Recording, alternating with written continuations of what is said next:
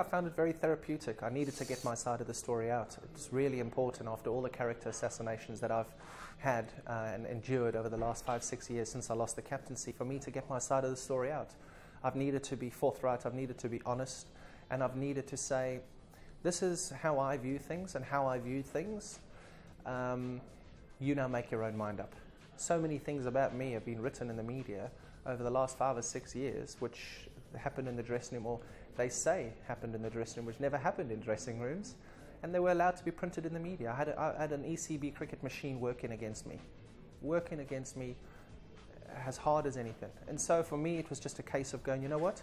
These are the facts of the matter. I've made mistakes. I've made plenty of mistakes. We've all got flaws. I accept my mistakes. I'm very sorry and I regret some of the things that I do. Wholeheartedly, I do. But I wasn't a villain. No chance. I don't like trouble. I don't go looking for trouble. I'm a professional. I'm a consummate professional. I love performing.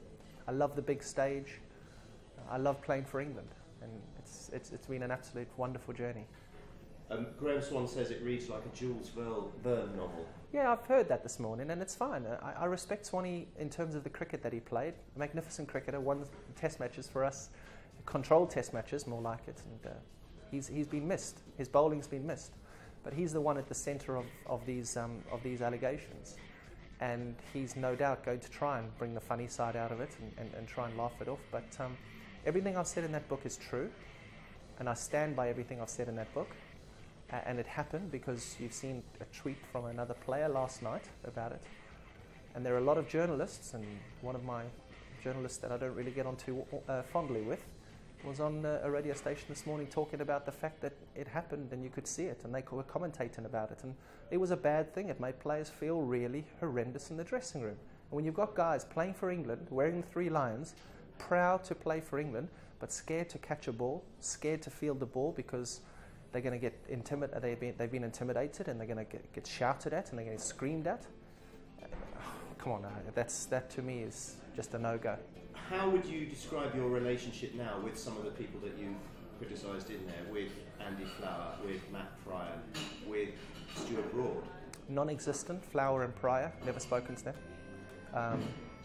Broady, fine. No issues with Broady. I spoke to Jimmy on finals day. I don't have any issues with Broady. Fantastic cricketer. Graeme Swann?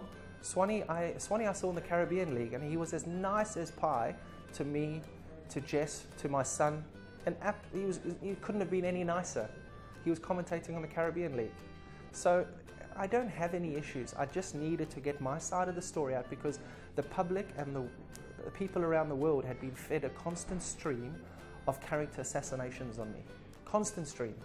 And I just needed to just say, listen guys, I made my mistakes, and I acknowledge I made my mistakes. But I'm not a villain.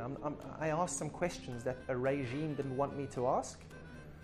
But goodness, I didn't go and carry on like some of the other guys went on, and I can sleep at night.